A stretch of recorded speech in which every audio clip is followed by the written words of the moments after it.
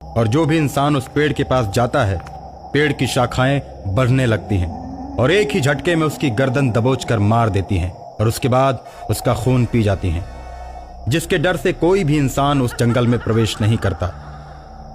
जब बहुत दिन से इंसान जंगल में नहीं गए तो सभी पेड़ वाले भूत भूख से कराहने लगे और आपस में बात करने लगे। हम लोग अपनी भूख कैसे मिटाएं?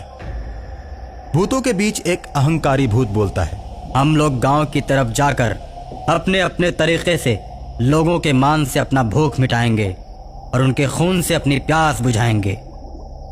इस तरह योजना बनाकर सारे भूत गांव की तरफ चल देते हैं और अपने अपने तरीके से लोगों को मार देते हैं। सबको गांव भेजकर अहंकारी भूत जंगल में ही रह जाता है। अहंकारी भूत पूरे जंगल में घूम घूम कर जानवरों का शिकार करके खाता है और मजे में रहता है। सभी भूत जब गांव में शिकार करके एक जगह इकट्ठा होते हैं तो उनका नेता अहंकारी भूत नहीं दिखाई देता। अहंकारी भूत चालाकी से सभी भूतों को भगाकर जंगल में अकेला रहकर घूम घूम कर शिकार करता और जानवरों को मार कर खाता। वो अब एक बहेलिया का रूप बना चुका था। हाथ में तीर और धनुष लेकर दूर से ही पशुओं और पक्षियों का शिकार कर दिया करता और धीरे धीरे वो जंगल के सारे पशु पक्षियों को मारकर खा गया और एक दिन वो जंगल में अकेला ही रह गया। पशु पक्षी न मिलने पर वो जंगल के पेड़ों से फल खाने लगा और मजे से रहने लगा। और दूसरी तरफ जब गांव के भूत एक जगह इकट्ठा होते हैं और वहां अपने अहंकारी भूत को नहीं पाते तो सोचने लगते हैं, हमारा अहंकारी नेता कहां गया? अहंकारी जरूर कोई न कोई चाल चल रहा होगा। मीठा तो बहुत बोलता है लेकिन हम लोगों से नफरत करता है। हमेशा कोई न कोई नई चाल चलता रहता है। हम सभी को धोखा देना अब उसकी आदत बन चुकी है।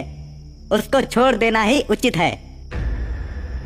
नहीं भाई, अहंकारी भूत चाहे जो करे उसे छोड़ना उचित नहीं, इसलिए कि हम सब में सबसे ज्यादा ताकतवर वही है। अगर कोई घटना घटित होती है तो वो हम सब के काम आएगा।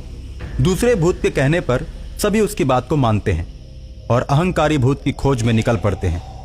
गांव में वो कहीं नहीं मिलता तो फिर सभी जंगल की तरफ निकल पड़ते हैं। सभी भूतों को जंगल की तरफ आते हुए अहंकारी भूत देख लेता है और उनसे कहता है, ये पूरा जंगल हमारा है, अब तुम लोग गांव की तरफ ही जाकर रहो। ऐसा है कि हम लोगों की जनसंख्या बहुत अधिक हो चुकी है, एक जगह सभी का रहना ठीक नहीं। तुम लोग भी अपना अपना गांव बांट लो और एक एक गांव में एक एक भूत हो जाओ। उसके बाद सब